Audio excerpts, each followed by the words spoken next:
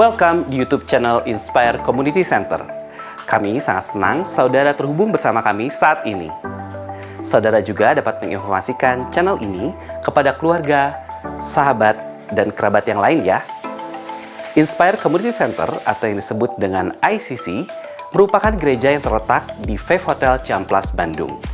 Setiap minggunya, ICC menyelenggarakan 3 kali ibadah. Ibadah pertama jam 8, ibadah kedua jam 10, dan ibadah ketiga jam 12 siang. Setiap minggunya, ibadah akan disertai dengan ibadah anak-anak atau yang disebut dengan iKids dan ibadah youth. Jadi, tunggu apa lagi? Yuk beribadah bersama kami. Saudara, untuk bertumbuh di dalam iman, kita membutuhkan orang lain. ICC memiliki komunitas kecil yang dinamakan iClick. Di dalam iClick, kita bisa bersekutu bersama saudara seiman, saling membangun dan saling menguatkan. iClick terbagi dalam beberapa kategori, yaitu single, couple or marriage, youth, dan juga college. Anda bisa mendaftarkan diri dan memilih sesuai dengan lokasi dan waktu yang sesuai dengan Anda. Daftarnya di link berikut ya. Everyday with Jesus. Saudara bisa mendapatkan renungan setiap hari yang akan dikirimkan ke WhatsApp saudara. Hubungi hotline Gereja ICC di 081 220 222 111. Weekly Bible Study. Yuk belajar Alkitab lebih dalam bersama gembala kami, Pastor Chandra Sunjaya. Setiap hari Rabu pukul 6:25 pagi di Instagram @ChandraInspire. Devotion, sharing firman Tuhan secara singkat, tayang setiap hari Selasa dan Jumat melalui Instagram @ICC Bandung dan YouTube channel Inspire Community Center. Tertinggal atau ingin mendengarkan ulang khotbah mingguan? Tenang, kini saudara bisa memperoleh kumpulan khotbah ICC Bandung dengan cara scan barcode ini dan pilih sesuai dengan kebutuhan saudara. Sebagai pengikut Kristus, kita patut meneladani apa yang dilakukan Yesus. Baptis telah dilakukan sebagai tanda percaya kita kepada Tuhan. Anda dapat mendaftarkan diri untuk mengikuti baptis Islam di nomor 081 220 222 111. Anda dapat memberikan persembahan melalui e-banking, M-Banking, atau transfer ke nomor rekening berikut ini. Selamat menikmati firman Tuhan yang akan kita terima. Jangan lupa untuk catat, bagikan, dan lakukan setiap firman yang akan kita dengar hari ini. Apa kabar saudara? Cuma Nadril aja nih yang semangat nih. Apa kabar saudara? Dahsyat, oke. Saudara bisa bilang ke kanan kirinya hari ini, you look great today. Oke. Saya juga mau mengucapkan selamat datang buat saudara. Mungkin ada yang baru pertama kali datang ke gereja ICC atau ada yang sudah lama baru kembali datang ke gereja ICC. Welcome home buat setiap saudara. Dan saudara juga kalau yang baru pertama kali datang ke gereja ICC, saudara bisa mengambil sebuah gift. Nanti di meja informasi saudara-saudara akan mendapatkan gift.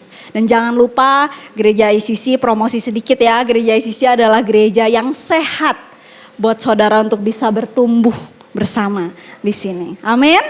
Ya, hari ini khotbah saya akan bercerita. Judulnya adalah From Watching to Walking. Oke, katakan bersama-sama dengan saya 1, 2, 3.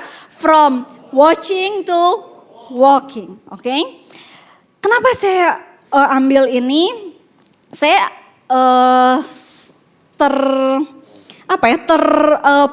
terpikirkan dengan sebuah scene di dalam kehidupan saya beberapa waktu yang lalu. Jadi pada waktu anak saya yang pertama belum mengenal video games, ya. Tapi dia itu pada waktu itu belum mengenal video games, tapi dia sudah suka nonton gitu. Dan pada waktu dia belum mengenal video games, pada waktu itu teman-temannya itu sudah mengenal video games. Jadi pada waktu dia berkumpul dengan teman-temannya, yang dia lakukan itu bukan ikutan main gamesnya saudara. Tapi yang dia ikutan adalah pada waktu temannya main games dengan serunya, dia duduk di sampingnya, di samping temannya, dan dia nontonin temannya main games itu. Dan kemudian kan biasanya kalau kita ikut, siapa di sini ada yang suka nonton bola? Ya, ada yang nonton bola kemarin baru pertandingan bola Vietnam sama Indonesia. Saya nggak nonton. Tapi kalau kita bayangkan kalau setiap kali kita menonton sebuah pertandingan, rasanya tuh badan tuh ikut ya. Betul ya? Pada waktu kalau seandainya ini yes gol, nggak masuk dan lain sebagainya, rasanya tuh badan ikut gitu. Mau bola, mau main basket, pertandingan basket. Bahkan pada waktu kita melihat seseorang bermain video games juga itu yang dilakukan oleh anak saya, saudara. Pada waktu itu teman-temannya itu main main games racing atau apa gitu ya. Mau loncat badan ikut gitu. Pada waktu mau ke kanan badan ikut kanan gitu. Padahal dia cuma asik menonton di pinggir. Dan hal yang luar biasa saudara kan kemudian saya sama suami saya kita penasaran kan. Masa sih ini anak cuman nontonin aja di pinggir gitu. Kan kita penasaran. Kemudian kita akhirnya download. Kita pastikan itu adalah games yang sehat, aman untuk dimainkan oleh anak-anak. Waktu itu gamesnya adalah games Mario Bros. Kemudian saya download, kita bilang sama dia, nih Daddy, Mami udah download satu games yang bagus buat kamu. Kita bilang gitu. Dan you play. Jangan cuma nonton teman kamu main, dan you play. It's now your turn to play. Kebayang apa yang terjadi? Dia gak mau saudara. Gak mau. Dia gak mau. Gak mau. Kenapa? Takut. Nanti kalau aku kalah gimana? Nanti kalau aku gak bisa melewati rintangan yang loncat-loncat itu gimana? Dia bilang, ya it's okay. Itu adalah bagian dimana kamu belajar. Kalau kalah ya tinggal diulang lagi, main lagi sampai menang gitu. Dan saudara tahu kemudian kita berhasil membujuk, luar biasa loh ini orang tua membujuk anak buat main games. Kenapa? Karena kita rindu dia nggak hanya jadi penonton, kita main walaupun kita pastikan bahwa games itu adalah sehat. Nah kemudian pertama kali dia main level 1 mulai panik. Begitu masuk level 2, level 3, saudara tahu setiap kali dia main games itu dia sampai cirambai. Nangis loh saudara. Karena panik. Panik pada waktu memainkan games tersebut. Takut kalah, takut dikejar musuhnya yang di belakang lah. Pokoknya drama terjadi di rumah kami karena sebuah games. Dan itu yang kemudian saya renungkan, itu yang mungkin sering kali terjadi di dalam kehidupan kita. Seringkali pada waktu kita menjadi penonton, itu rasanya lebih asik, lebih seru daripada sekedar menjadi pemain. Betul? Kenapa? Karena kalau seandainya kita jadi penonton,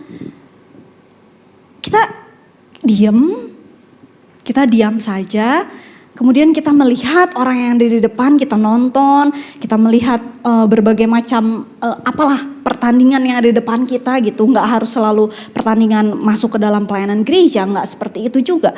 Tapi berbagai macam pertandingan yang mungkin apakah itu pertandingan mungkin kita selama ini hanya menjadi penonton, melihat orang tua kita growing older.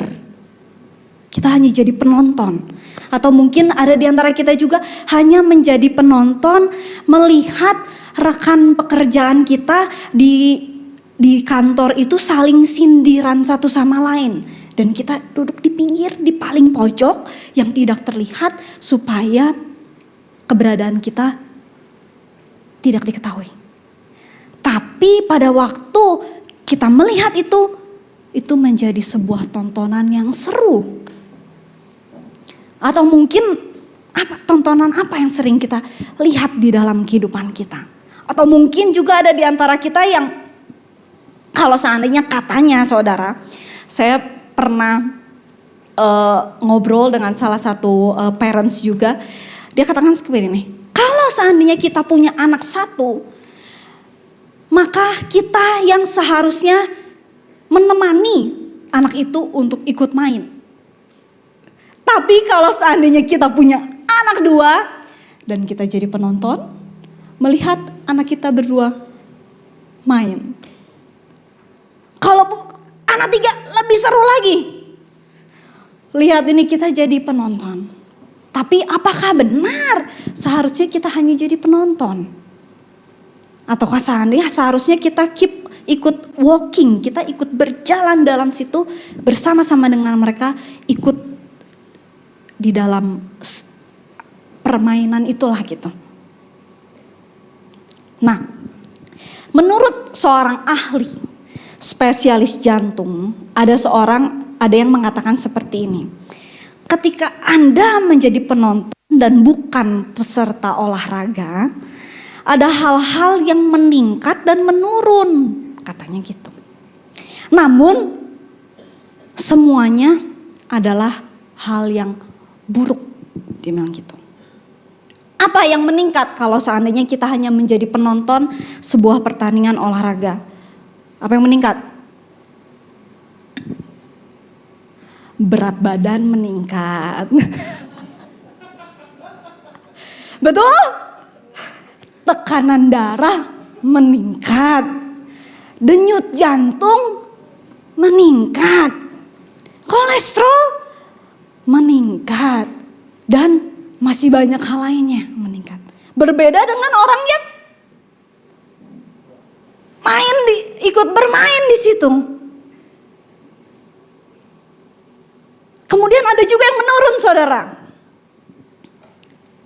Katanya yang menurun, stamina bisa menurun kan hanya menjadi penonton. Kemudian kekuatan di dalam tubuh juga bisa menurun kalau kita hanya menjadi penonton.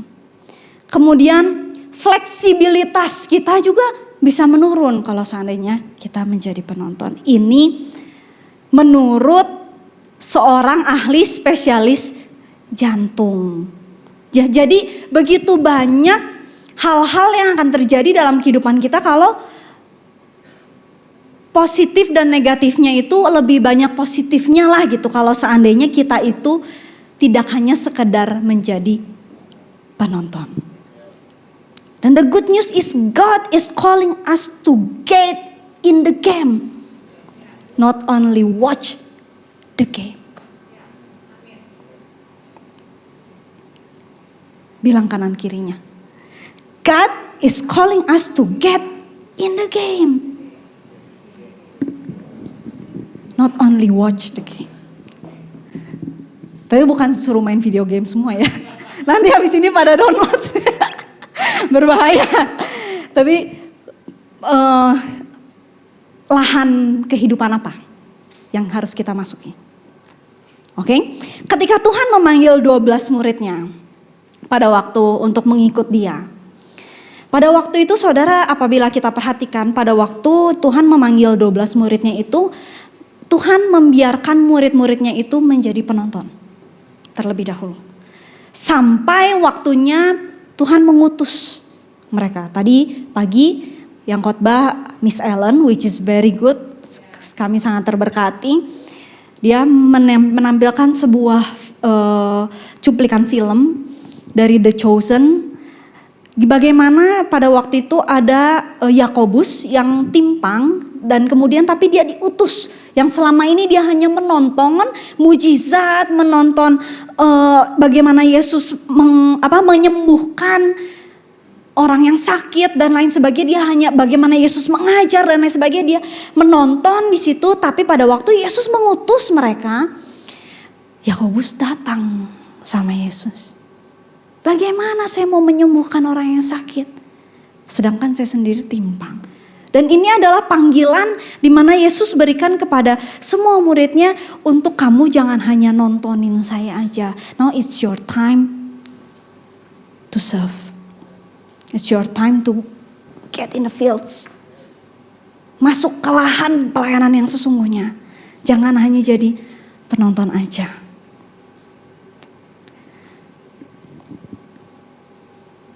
Nah, ada seorang saudara, kalau seandainya saudara mungkin ingat ada seorang yang sangat bersejarah, namanya adalah Benjamin Franklin, ada fotonya, Benjamin Franklin. Beliau ini sangat terkenal, sangat membuat history yang luar biasa di sekitar abad ke-18. Ya, dia memiliki sebuah quotes yang dia bilang seperti ini. Tell me and I forget. Teach me and I remember. Involve me and I learn. Dia kan bilang, tell me and I forget. Berapa banyak firman Tuhan yang kita dengar dan kita lupa. Teach me and I remember. Pada waktu kita mengajar, kita belajar lebih dalam, kita mulai mengingat. Tapi kalau seandainya kita ingin benar-benar belajar, kita harus dilibatkan di situ. Supaya kita benar-benar belajar di situ. Jadi ada langkah di dalam proses pembelajaran, saudara. Saya bilang di sini ada 3 langkah dalam proses pembelajaran. Yang pertama adalah informasi, kemudian belajar, kemudian praktek. Nah ini makanya yang kemudian seringkali sekarang menjadi menjadi pemikiran, menjadi pertimbangan bagi orang tua, salah satunya untuk memasukkan anaknya ke sekolah mana.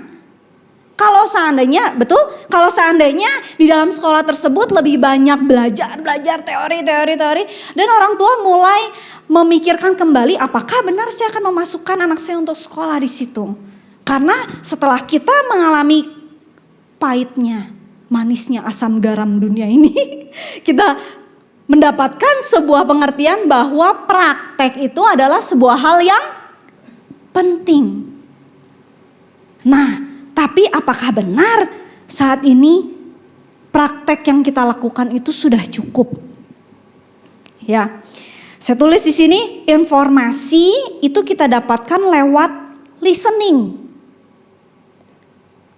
Ya, belajar kita dapatkan lewat learning, sebuah pembelajaran, learning lebih dalam lagi. Tapi praktek kita dapatkan lewat action. So, get ready. Hari ini pakai sabuk pengamannya kencang-kencang. Karena hari ini kita akan belajar bagaimana kita bisa get in the fields. Why we should get in the fields. Why, kenapa kita tidak hanya jadi penonton aja. Tapi kita itu perlu terjun ke situ.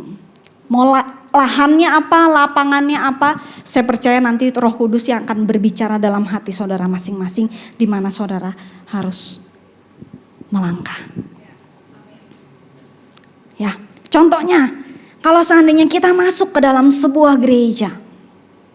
Ya, kita masuk ke dalam sebuah gereja dan saudara tahu gereja ini ada bukan hanya sekedar kita mendapatkan informasi pengetahuan firman Tuhan yang lebih dalam lagi. Bahkan saudara tahu kalau seandainya berapa bulan terakhir kalau kita perhatikan pengkhotbah yang berkhotbah di hari Minggu itu ada kalanya ibadat 1, 2, dan 3 itu berbeda. Kalau saudara perhatikan, betul? Dan saudara tahu kalau seandainya ini saya buka dapur sedikit ya. Kalau seandainya khotbahnya berbeda kemudian itu datang di minggu ketiga, which is sekretariat harus bikin bahan iClick. Kita sepakat bahan iClicknya itu ada 3 bahan iClick yang berbeda. Jadi saudara bisa bayangkan gereja menyiapkan makanan buat saudara dalam 1 minggu 6 materi. Kasih kemuliaan buat Tuhan. Plus hari Rabu ada WBS. Plus setiap hari ada renungan harian yang dibagikan. Tapi Tujuan gereja itu tidak hanya sekedar kita memberikan informasi. Tapi tujuan dari gereja adalah membuat kita rindu membawa saudara masuk ke dalam pertumbuhan. Dan pertumbuhan itu hanya didapatkan pada waktu kita masuk ke dalam action.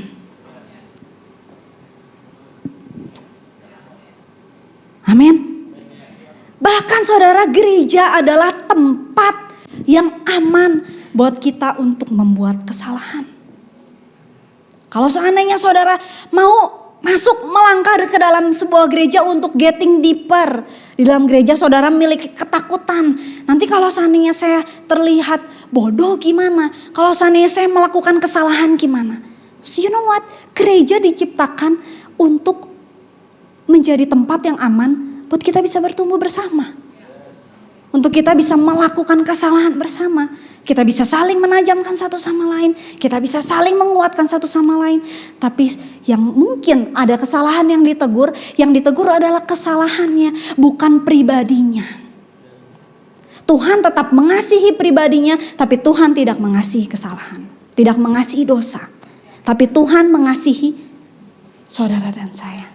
Dan gereja adalah sebuah training ground yang tepat buat saudara bisa menjadi apa adanya. Amin. Karena memang di gereja juga tempat kita praktek belajar untuk bisa mengasihi orang lain seperti Tuhan mengasihi. So pada waktu kita masuk ke dalam gereja semuanya diproses saudara. Percaya? Semuanya diproses. Semuanya masuk ke dalam proses pada waktu kita masuk ke dalam gereja. Pelayannya diproses, jemaatnya diproses, leadersnya diproses, pastornya juga diproses. Semua mengalami proses. Karena ini adalah training ground. Kalau seandainya kita di rumah, mungkin seringkali kita hanya menjadi penonton pada waktu kakak adik kita sering bertengkar satu sama lain.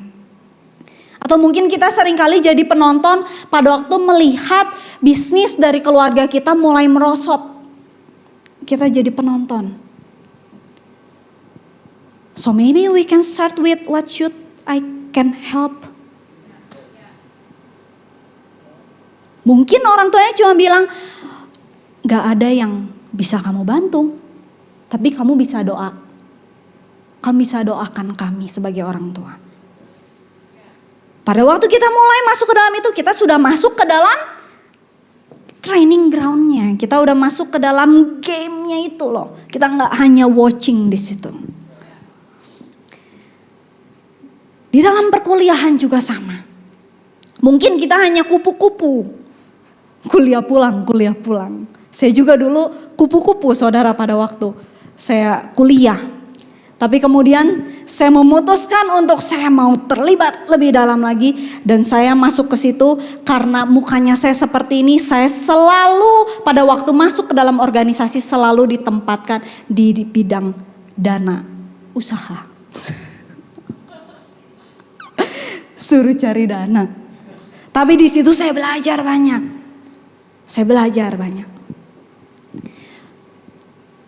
Nah tapi kalau seandainya kita hanya jadi penonton, selain yang tadi kata ahli jantung tadi, apa yang bisa meningkat gitu kalau kita jadi penonton? Yang pertama yang bisa meningkat, kita bisa meningkat kritik.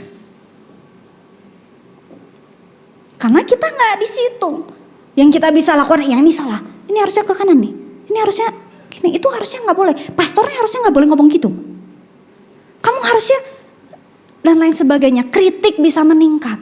Which is kritik kita selalu terima untuk membangun kita. Tapi bagaimana dengan kita kalau seandainya kita ada di dalam ladang tersebut? Keputusasaan bisa meningkat. Kejenuhan bisa meningkat. Berapa banyak di sini yang mungkin kehidupannya jenuh. Kayaknya kehidupan saya gitu-gitu aja. Nah, mungkin this is your time to get in the fields. Ada yang menurun. Kalau seandainya kita just watching kepekaan terhadap dosa. Bisa menurun. Kemudian kepekaan terhadap sesama, kasih terhadap sesama bisa menurun. Bahkan kemudian bisa kemampuan untuk menyerap setiap firman Tuhan yang disampaikan. Kalau kita hanya mendengar, bisa menurun kemampuannya. So, begitu banyak hal yang bisa kita lakukan kalau kita mulai playing the game. Amin. Dan biarlah saya rindu saudara pulang dari sini, apapun itu langkah kehidupan saudara nanti nextnya gitu. Tanah mana, ladang mana yang harus saudara mulai masuk di situ. Kita nggak hanya jadi penonton, tapi yang jadi penontonnya itu Tuhan. Tuhan yang sekarang udah duduk di kanan, di tahta kanan Bapa gitu. Dia yang menonton kita, pahlawan-pahlawan iman yang ada di atas itu yang menonton kita. So, jangan jadi penonton orang lain, jadi pemain, tapi biar Tuhan yang jadi penontonnya kita. Waktu kita ikut terlibat di dalamnya. Amin. Saya mau buka sebuah kisah, itu baru pendahuluan. Bilang kanan kirinya itu baru pendahuluan. Oke, hari ini kita mau bahas sebuah kisah yang saudara sudah kenal tentang Daud dan Goliat. Semua sudah tahu kisah tersebut ya. Kita sudah sering dengar kisah yang menjadi favorit anak-anak sekolah minggu dan mungkin favorit kita juga. Mari kita baca bersama-sama 1 Samuel 17 ayat yang ke-3 sampai yang ke-7. Orang Filistin berdiri di bukit sebelah sini dan orang Israel berdiri di bukit sebelah sana. Dan lembah ada di antara mereka. Lalu tampillah keluar seorang pendekar dari tentara orang Filistin, namanya Goliat dari Gat, tingginya 6 hasta sejengkal. Ketopong tembaga ada di kepalanya dan ia memakai baju zirah yang bersisik. Berat baju zirah ini 5.000 shikal tembaga. Dia memakai penutup kaki dari tembaga dan di bahunya ia memanggul lembing tembaga. Gagang tombaknya seperti pesa tukang tenun dan mata tombaknya itu 600 shikal besi beratnya dan seorang pembawa perisai berjalan di depannya. Jadi pada waktu itu kita semua tahu bahwa Daud belum di situ saudara. Jadi ada peperangan antara bangsa Filistin dan bangsa Israel di situ. Dan bangsa Israel pada waktu mereka mau berperang, keluarlah seorang yang pahlawan yang sangat gagah berani buat bangsa Filistin pada waktu itu, kayak yang the best of the bestnya dikeluarin gitulah di situ. Dan kemudian pada waktu dengan memakai berbagai macam baju zirah dan lain sebagainya, dia ada di situ dan bangsa Israel berbaris di situ, ada di situ. Dan sisanya bangsa Israel ada di situ, mereka itu menjadi penonton. Mereka nontonin, ada lawan yang besar di situ. Mereka nonton di situ dan mereka sangat ketakutan di situ semuanya. Sampai tibalah seorang yang bernama Daud. Terus Daud kepo saudara. Dia pengen tahu. Kalau seandainya ada orang yang mengalahkan orang tersebut. Dan apa yang akan didapatkan oleh orang yang mengalahkan itu. Jadi Daud masih hitung-hitungan. Mungkin buat kita juga, kita seringkali hitung-hitungan saudara. Kalau kita mau masuk ke sebuah ladang, kita gak mau jadi penonton aja, kita hitung-hitungan, betul? Ya, mungkin ada yang hitung-hitungannya panggilannya udah datangnya lama banget, hitungannya lama banget. Panggilannya mungkin sudah datang dari 5 tahun, 6 tahun yang lalu, tapi masih hitung-hitungan. Ya, normal, it's okay hitung-hitungan. Tapi hitung-hitungan tidak akan membawa kita kemana-mana.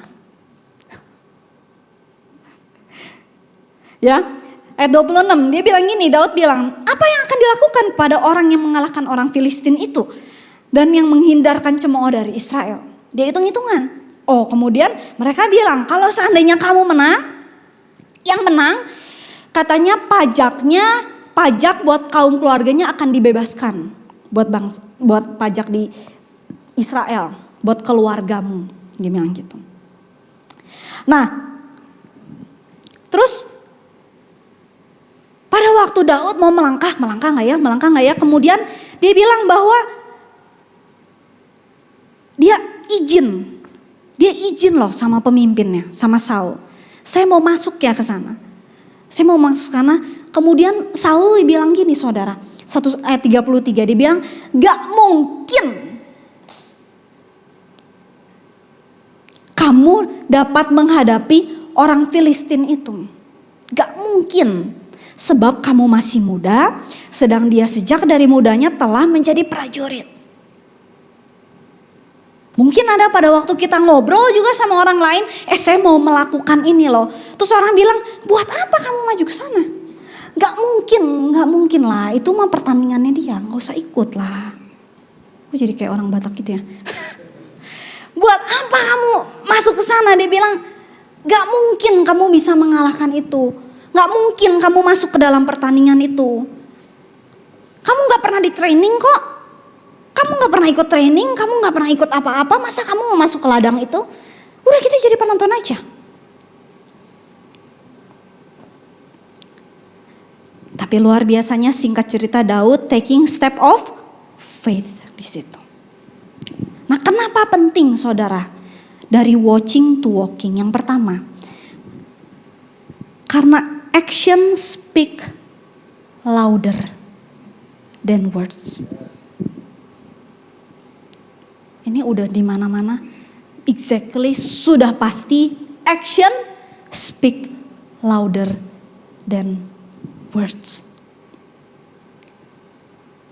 Walaupun Daud dihina kamu masih muda dan lain sebagainya. Tapi pada waktu Daud berhasil mengalahkan itu dan everybody is silent. Diam. Karena action speak louder than words. Pada waktu seandainya kita bilang sama anak kita, kalian harus saling mengasihi ya satu sama lain ya, kakak adik harus saling mengasihi satu sama lain. Kemudian misalnya kemarin ini ya, ada salah satu jemaat sini datang ke rumah kami, kemudian dia melihat bagaimana kakak adik ini saling jahil satu sama lain gitu. Ya, kita yang bilang kamu harus mengasihi satu sama lain, jangan dijailin dedenya dan lain sebagainya. Tapi kalau seandainya kita hanya ngomong seperti itu tanpa kita melakukan apa-apa, mungkin kita juga mungkin ngejailin anaknya atau mungkin kita melakukan hal yang sama dan mereka melihat action. Karena action speak louder than words.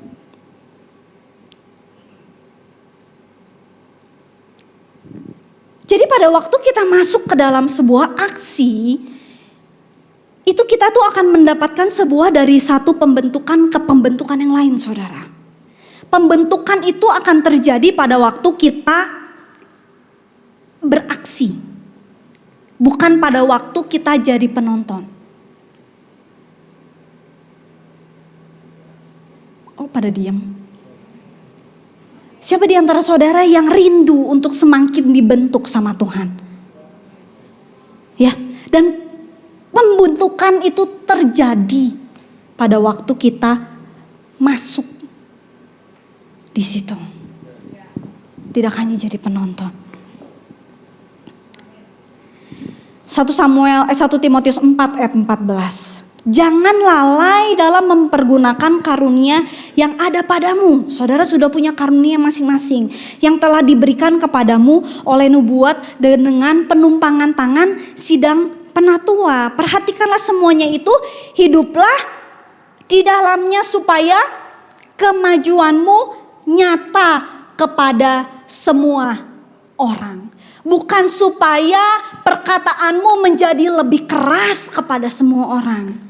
Tapi firman Tuhan katakan supaya kemajuanmu nyata kepada semua orang.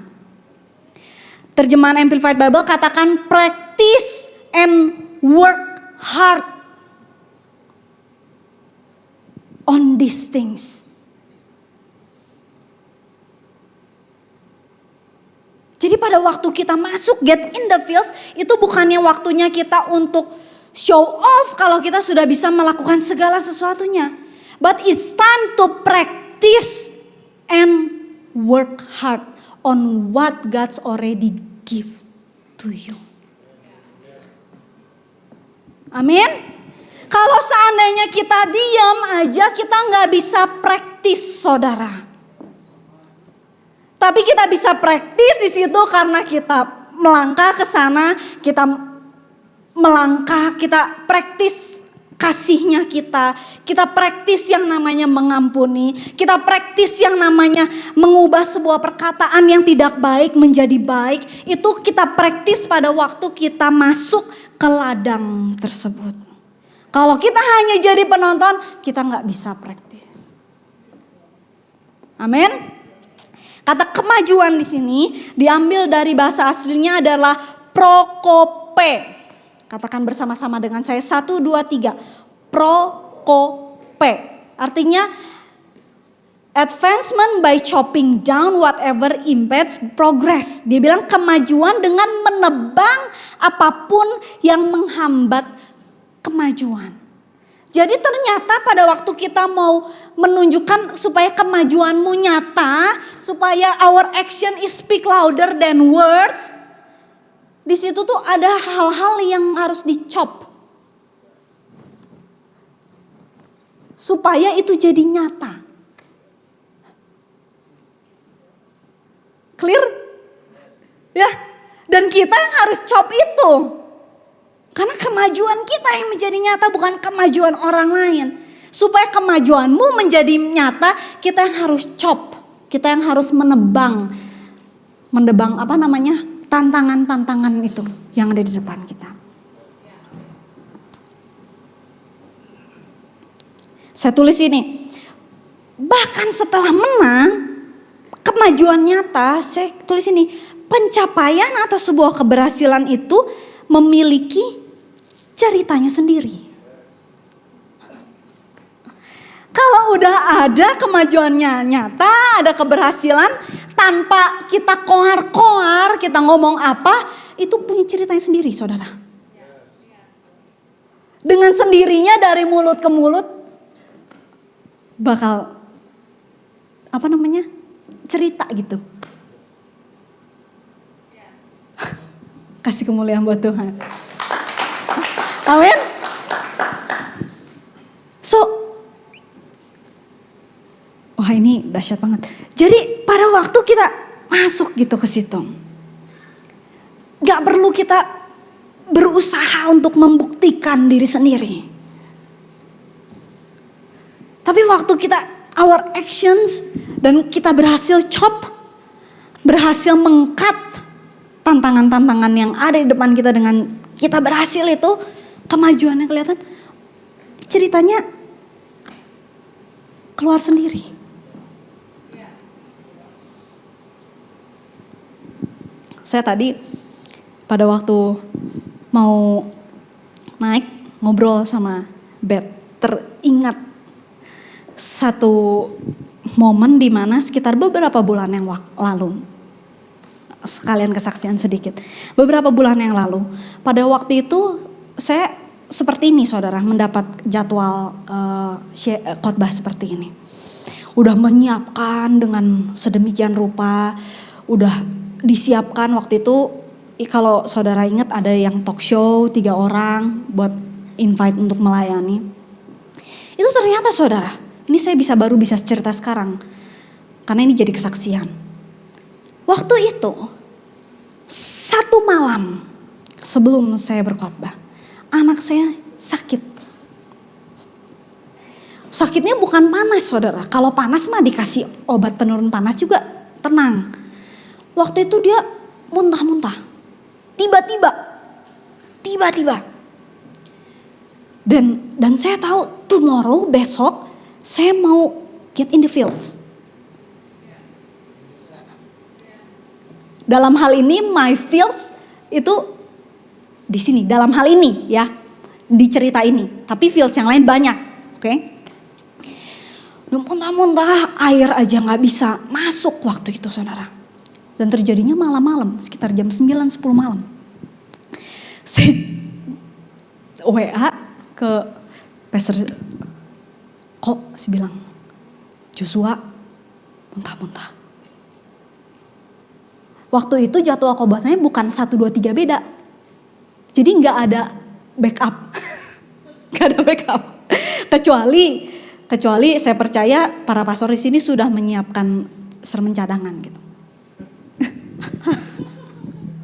Amin.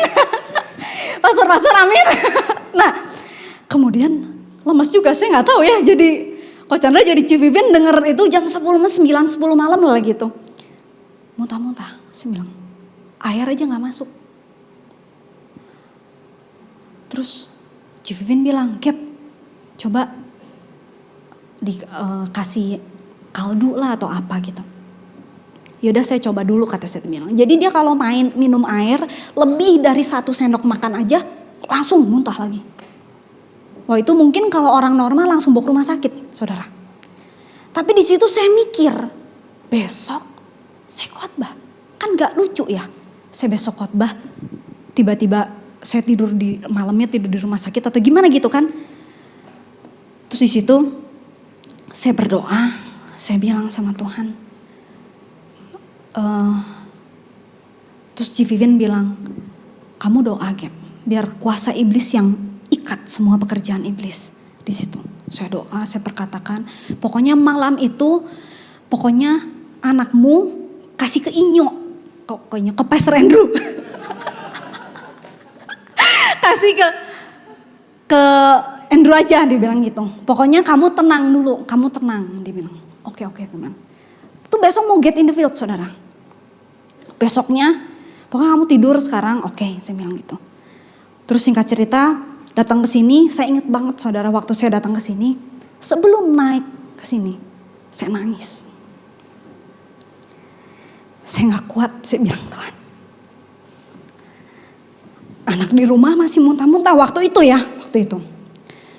Ibadah 1 selesai, mau lanjut ibadah 2, ketemu bed di ruang volunteers. Saya nangis itu, di situ bed doain saya. Itu makanya kenapa kita harus ada di fields, di tengah-tengah orang percaya. Karena saling menguatkan satu sama lain. Nah, kemudian saya WA ke Andrew lagi itu saya tanya, gimana Jos, masih muntah-muntah gak? Dia gak berani bales. Dia gak berani balas supaya saya tenang waktu itu. Tapi itu yang di situ saya belajar di mana pembentukan demi pembentukan. Di situ saya pembentukan apa yang saya dapatkan. Di situ pembentukan di mana saya menyerahkan anak saya dan keluarga saya sama Tuhan. Saya dengan gampangnya saya cuma bilang kok saya besok gak bisa khotbah, kok tolong gantiin saya. Tapi di situ saya belajar untuk tetap mengikuti proses itu, to still get in the fields tomorrow. Karena saya tahu ada pesan Tuhan yang harus disampaikan. Karena saya tahu ini adalah, this is not my fields. Ini bukan ladangnya saya, ini ladangnya Tuhan. But I have to chop. Saya yang harus chop tantangannya. Dan puji Tuhan pada waktu itu jadi berkat. Kasih kemuliaan buat Tuhan. So, action speak louder than words. Amin? Yes? Yang kedua, dengan cepat. From understanding to experience. Ya. Jadi kalau seandainya kita get in the fields, kita berjalan, kita melangkah, masuk, kita aksi gitu. Yang tadinya kita punya understanding, itu bisa menjadi experience. Sama seperti yang Daud punya saudara. Ya Daud bilang pada waktu itu, Tuhan yang telah melepaskan aku dari cakar singa dan dari cakar beruang. Dia juga akan melepaskan aku dari tangan orang Filistin. Tapi ini hanya menjadi understanding sampai Daud benar-benar ada di ladang itu. Dia mengalahkan Goliat dengan sendirinya. Yang tadinya understanding jadi pengalaman yang real sama Tuhan. Saya punya ini di sini. Beth boleh bantu aku? Oke. Di sini saya punya tempat yang ini, bagus nggak tempatnya? Bagus ya. Ini udah cantik tempatnya saudara. Kalau saudara masak ramyun, masak bakso, masak udah cantik, kelihatan sangat bagus lagi di sini. Karena tempatnya udah bagus. Tapi tempat ini kalau seandainya tempat ini kita pegang ini cukup enteng. Cukup enteng. Ya, sampai kita masukkan air ke dalamnya. Biar kelihatan ya. Kasih pewarna sedikit lah. Oke. Thank you. Nah, sampai ini masuk ke sini, tempat ini akan jadi lebih berat, saudara. Lebih ada isinya gitu loh. Ada isinya karena lebih berat. Ya. Nah, itu juga sama seperti pada waktu kita punya understanding berbagai macam. Tapi kalau seandainya tidak ada isinya, then it's zero. So, experience itu, action itu mengisi dari pengetahuan yang kita punya. Supaya pengetahuan yang kita punya ini jadi lebih berat, jadi ada isinya, lebih ada bobotnya gitu. Ya, pada waktu kita ada aksinya. Udah bagus saudara tempatnya. Kita punya pengetahuan itu udah bagus. Tapi kalau seandainya ditambah dengan pengalaman, walaupun seandainya mungkin kita punya pengalaman, kita ada kalanya kita jadi terlihat bodoh gitu ya. Tapi itu mengisi. Jadi kita punya bobot. Dan itu yang kita rindu di jemaat ini. Jemaat ICC itu berbobot semua. Tidak hanya pengetahuan aja tapi berbobot. Amin. Dan bahkan saudara, kalau seandainya saya katakan bahwa gula itu rasanya manis loh. Saudara tahu dari mana kalau seandainya memang gula rasanya manis? Sampai saudara mencoba itu sendiri bahwa gula itu rasanya manis. Tadinya saya mau bawa gula, saya mau bagiin gula gitu.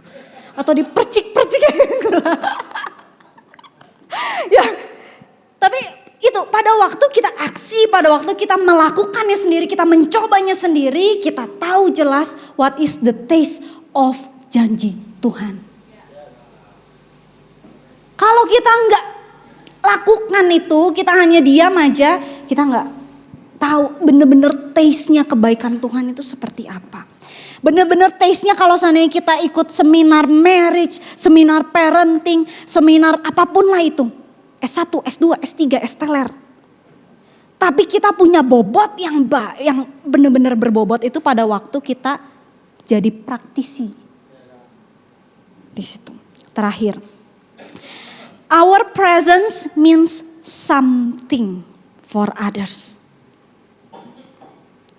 Jadi jangan anggap bahwa kalau seandainya kita menonton, gak apa-apa aku nonton aja.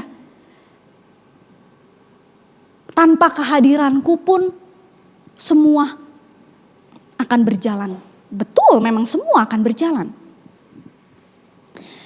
Tapi kehadiran kita bisa memberikan warna yang lebih. Di dalam keluarga kita, di dalam kantor kita, di dalam bisnis kita, di gereja ini, di dalam iClick kita yang sering absen jadi penonton. Our presence give colors, saudara. Saya tulis di sini, our presence brings lights for others. Our presence brings peace for others. Our presence brings joy for others. And our presence brings victory for for others. Mana ada yang menyangka saudara, seorang kedatangan Daud yang elok parasnya, dia nggak ngerti, nggak ngerjain apa-apa gitu ya, hanya bawa makanan buat kakak-kakaknya. Tapi ternyata pada waktu Daud memilih untuk masuk ke ladang itu membawa sebuah kemenangan yang besar buat seluruh bangsa Israel. Siapa yang tahu? Dengan kalau kita perhatikan tuh langkah kehidupannya Daud tuh dimulai dari situ loh. Mulainya tuh dari situ.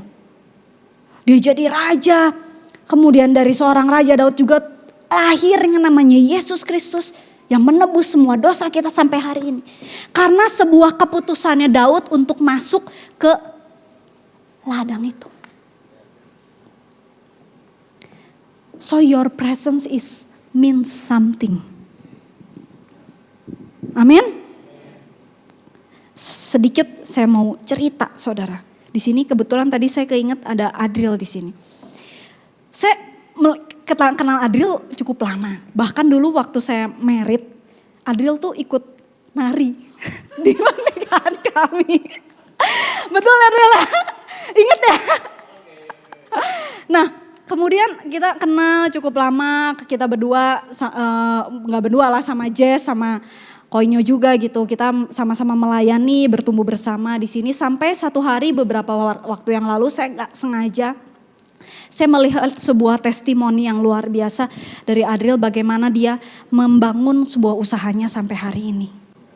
Dia membangun usahanya dengan warnanya dia sendiri, dia membangun usahanya dengan colornya dia sendiri. Mungkin selama ini dia juga bergumul what should I do sampai akhirnya dia menemukan panggilan itu. Dan saudara tahu dengan kehadirannya dia. Waktu dia melangkah get in the fields, dia menjadi berkat buat ratusan artis. Bukan artis apa ya? Seni, orang yang bergerak dalam bidang seni. Dia menjadi berkat di situ.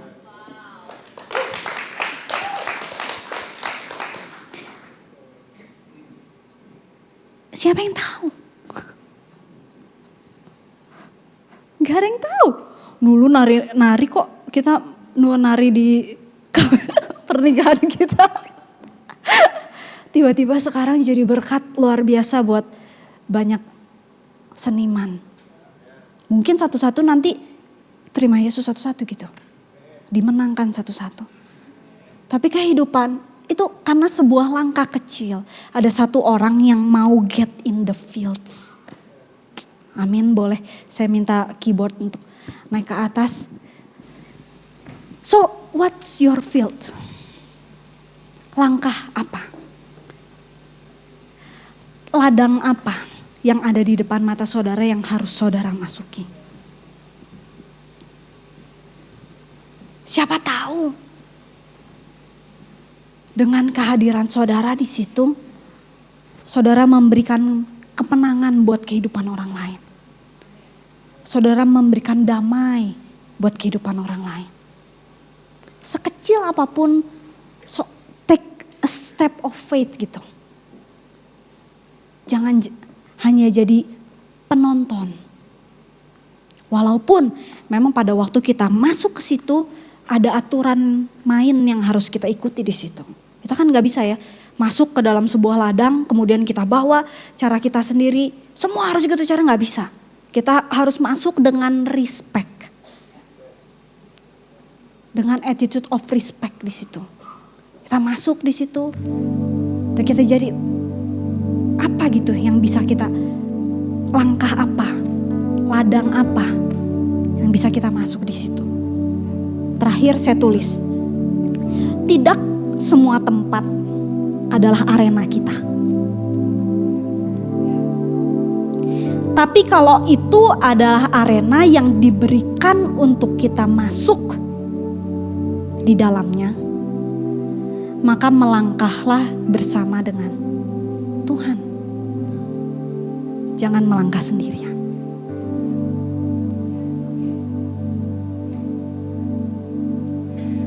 Amin. Saudara mau melangkah hari ini? Masuk ke ladang yang lebih lagi. Apakah itu di dalam keluarga kita, di dalam pekerjaan, di kuliah kita. Atau mungkin Di gereja ini bahkan. Kalau saudara masuk ke sini, mau masuk ke ladang, jangan masuk sendirian. Tapi masuk sama Tuhan. Mari kita bangkit berdiri.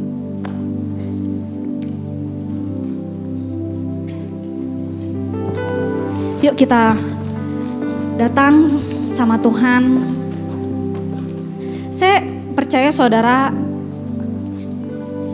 hari ini bukan sebuah kebetulan. Tuhan tempatkan saudara di sini. Saya nggak tahu Tuhan panggil apa dalam kehidupan saudara.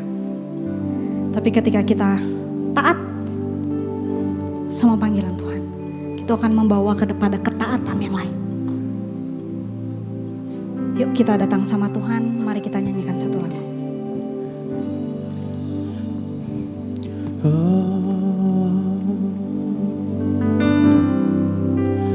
Ku berikan hatiku dan jiwaku,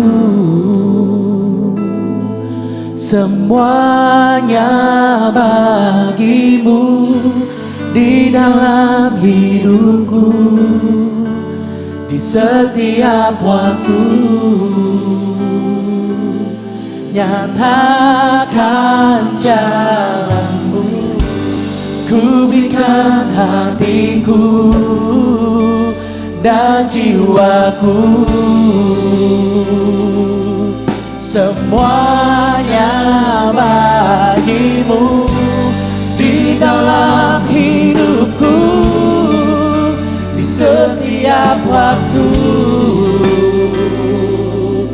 Nyatakan jalanmu, ku berikan hatiku dan jiwaku, semuanya bagimu di dalam hidupku, setiap waktu.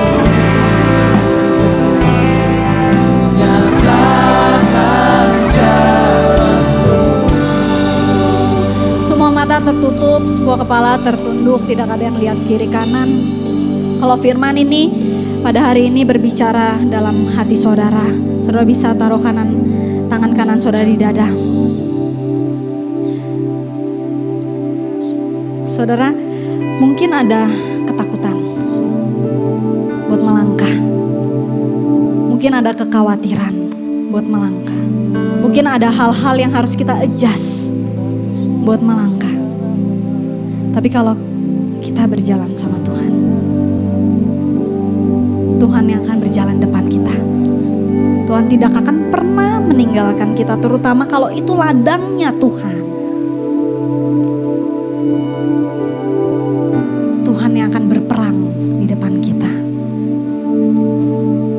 Bapak, hamba membawa setiap anak-anakmu yang tempat ini ya Bapak. Bapak, apapun ladang yang ada di depan mereka saat ini, kami mau bawa itu buat Tuhan. Kami memperkatakan bahwa itu adalah ladangnya Tuhan. Ini bukan ladangnya kita, ini bukan tempat kami show off, tapi ini adalah tempat Tuhan bisa menunjukkan kuasa-Mu yang begitu dahsyat di ladang ini. Dan pakai kami sebagai hamba,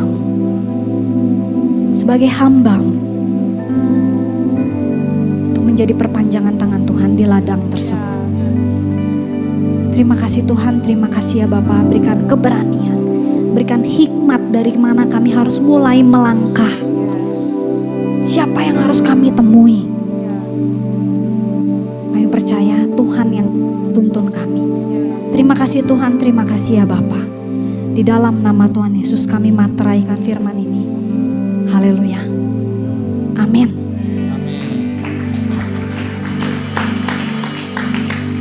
Wow, siapa yang diberkati oleh firman Tuhan hari ini? Silakan duduk saudara sekalian. Thank you untuk Pastor Gaby, firman Tuhan yang begitu luar biasa, menjadi berkat bagi kita semua. Hari ini kita belajar bahwa pentingnya kita dari watching to walking. Ya, Dan tentu saja pada saat kita walking kita perlu melibatkan Tuhan ya dalam fields-nya kita masing-masing. Well, selamat datang buat saudara yang baru pertama kali hadir di Gereja ICC. Kami sangat senang dan kami sangat bersukacita dan mengundang saudara untuk datang ke meja informasi yang di lantai 6 untuk mengambil special gift dari kami. Dan gak bosan-bosannya kami mengingatkan bahwa setiap jemaat yang belum tertanam dalam iClick, come on kita masuk dalam iClick karena kita akan belajar mengenal Tuhan dan bertumbuh secara kerohanian dan kita bisa connect dengan yang lainnya juga. Dan kami informasikan bahwa ada beberapa kategori juga yang ada di dalam iClick, ada youth, ada college, single, married, dan senior. Saudara juga bisa memilih beberapa lokasi yang ada di sudah tersebar di kota Bandung. Jadi saudara bisa memilih tempat di mana saudara ingin bertumbuh ya. Dan kami akan menyampaikan beberapa informasi yang akan ada di minggu depan. Jadi di minggu depan ada hari Jumat di tanggal 29 Maret 2024. Kami informasikan bahwa akan ada ibadah Jumat Agung di jam 8 dan jam 10.30. Dan di minggu depannya lagi tanggal 31 Maret 2024 akan ada ibadah Paskah bersama di tempat ini. Ada 3 ibadah, jam 8, 10.30 dan jam 1 siang. Jadi teman-teman bisa ngajak saudara, kerabat dan keluarga teman-teman semua sekalian di tempat ini. Dan ada juga ibadah anak ya, ibadah Paskah anak dengan tema One Way Jesus.